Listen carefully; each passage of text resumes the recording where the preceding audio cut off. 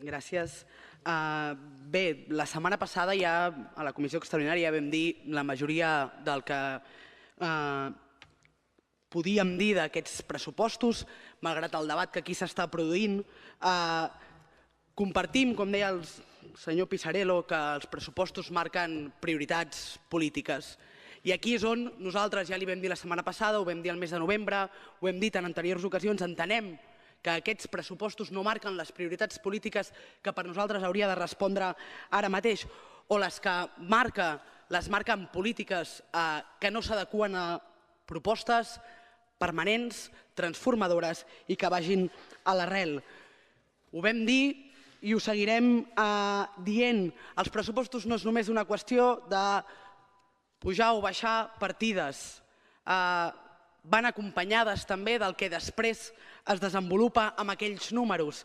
I aquí és on no compartim que els pressupostos puguin ser neutres i, per tant, entenem que revertir anys de polítiques neoliberals i patriarcals en aquesta ciutat requereix de molta més valentia i de polítiques molt més transformadores. En aquell moment, al novembre, vam dir que hi havia 3 elements per no votar a favor i votar en contra de l'aprovació inicial. Segueixen sent les mateixes perquè, malgrat que durant aquests últims dies hi hagin hagut alguns canvis, no han anat en aquest sentit, canvis que, a més, hem pogut anar seguint gràcies als mitjans de comunicació. En el seu moment vam dir, i les polítiques d'habitatge, ho vam dir quan es va aprovar el Pla d'Habitatge de la ciutat, un acord que per nosaltres era nefast i que no anava a defensar un habitatge públic i defensar un dret a l'habitatge digne per totes les veïnes de la ciutat.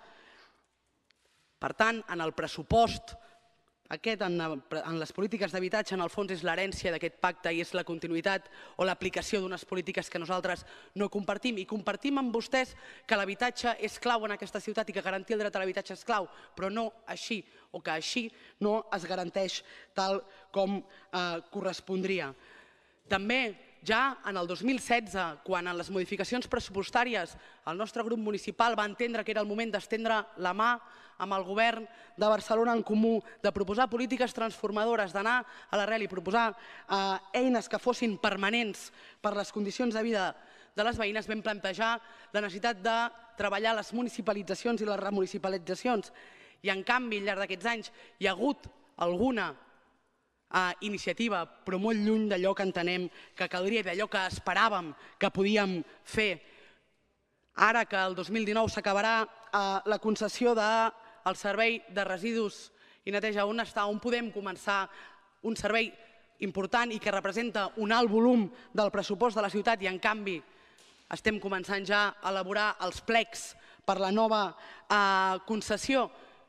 Si hi hagués voluntat de municipalitzar, ara seria el moment de començar amb polítiques, però també amb pressupostos, a revertir aquesta concessió. O també en els serveis d'atenció o serveis fonamentals per a les persones de la ciutat, com pot ser el SAT o la teleassistència. Seguim lluny de revertir les externalitzacions. Serveis que funcionen majoritàriament, a més, gràcies a les dones i que són elles les que paguen les conseqüències de la precarització que representen aquestes externalitzacions a la ciutat. Però és que, a més, i algú ja ho ha comentat, en aquests mesos, des de l'aprovació inicial fins ara, ens trobem amb la pujada de tarifes del transport públic de la ciutat. Una pujada de tarifes que va en contra d'allò que sempre s'ha dit, que és posar el transport públic al centre i deixar de fer polítiques que tinguin al centre el vehicle privat.